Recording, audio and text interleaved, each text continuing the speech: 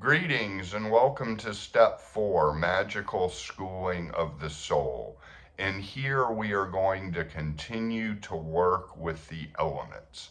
And I feel like the most important thing in working with the elements is seeing it as basically a sense of play and seeing it as fun.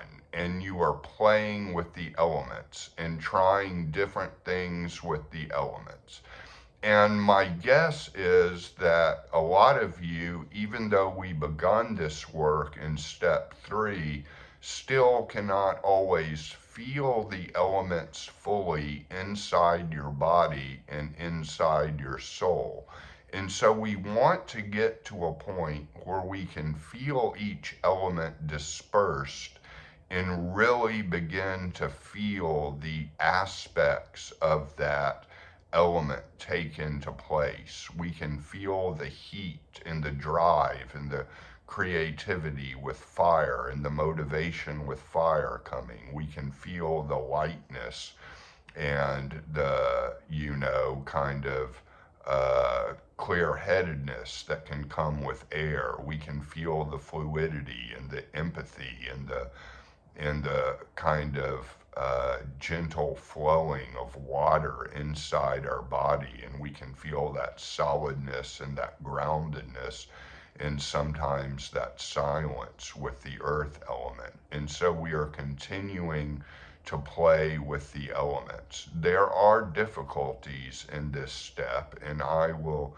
go through them. But first, I want to give more feedback about actually feeling the elements. And if you're still having trouble feeling the elements internally, one thing to do is to basically get near their physical attribute.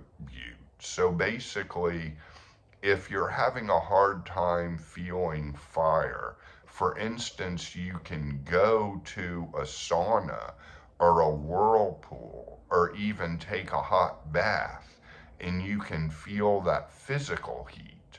And then that physical heat you can internalize as a sense of feeling. Because, in a sense, feelings come from the soul in the astral level. So you are feeling the elements. The elements, in a sense, are emotions to feel. So if you can take the physical element and basically feel it inside as if it was an emotion, as if fire, air, water, and earth were all emotions that you felt.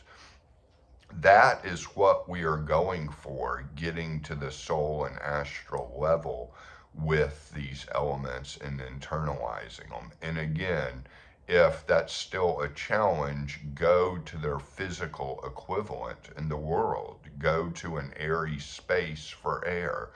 Dip in a pool or, a lake for water, or even just use a shower in a lukewarm shower for water and then internalize that water, or even just stick your hand into a bowl of water and that can basically work. And with earth, go out into nature, perhaps in a rocky kind of area, and you can then be around it physically, and then you want to internalize that physical sensation as an emotion with that element. So, as far as this step, and Barden writes it, I see it as continued play with the elements. One thing that is a difficulty, I feel, in Barden's text in this particular part of the book is that he seems to contradict himself. At first, he says you don't want to breathe elements directly into the heart and into the brain. And then he basically, in the next method he gives two methods. He basically says where the individual elements are located and says that air is in the heart area and that basically fire is in the head.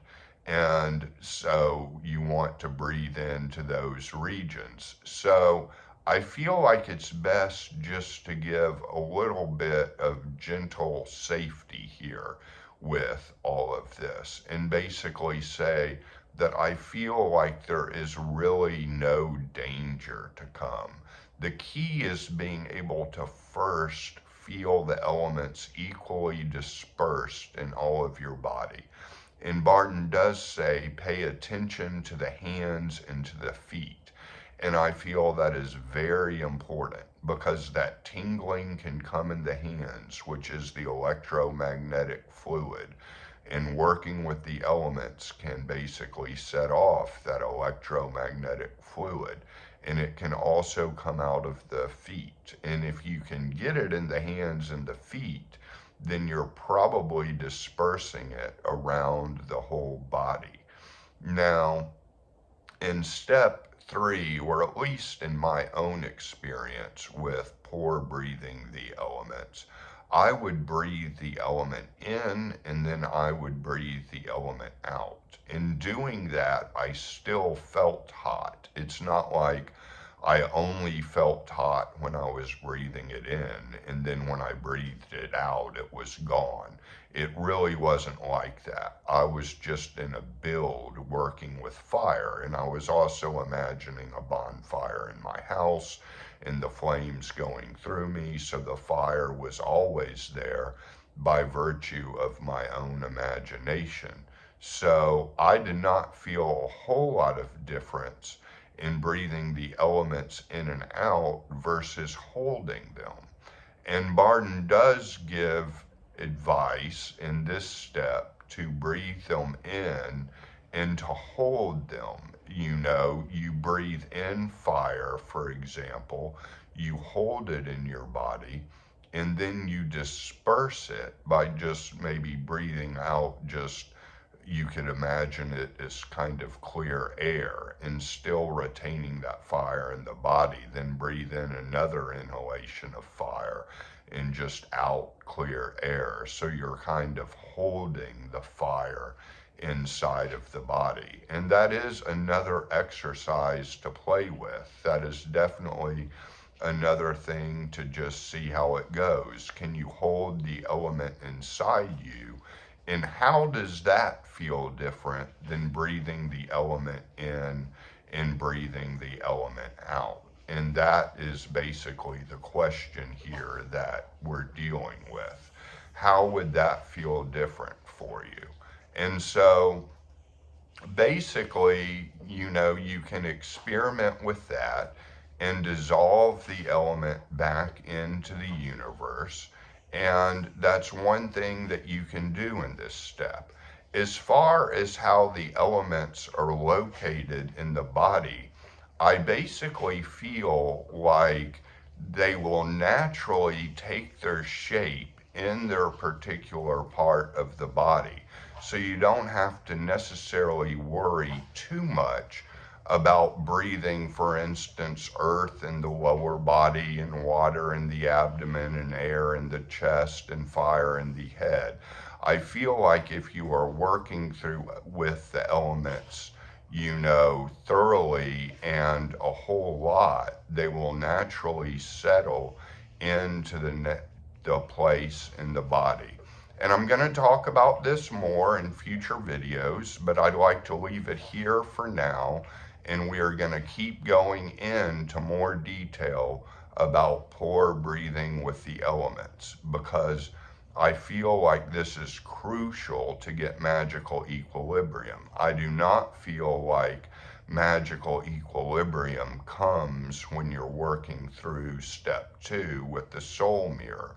I feel like magical equilibrium can really come with balancing the akasha, which can ignite the electromagnetic fluid, and it can ignite the akasha. I mean, working with the elements can call in the akasha and basically do that.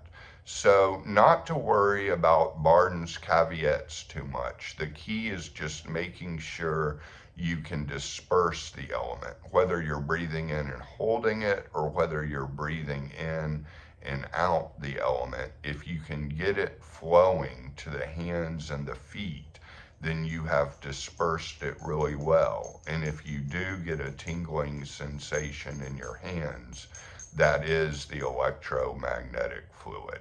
So I will see you on the next video. We will continue to talk about the elements going forward, because I feel like this is basically the most important part of steps 4 through 6. So that's where my emphasis is. So many blessings. I'll see you on the next video.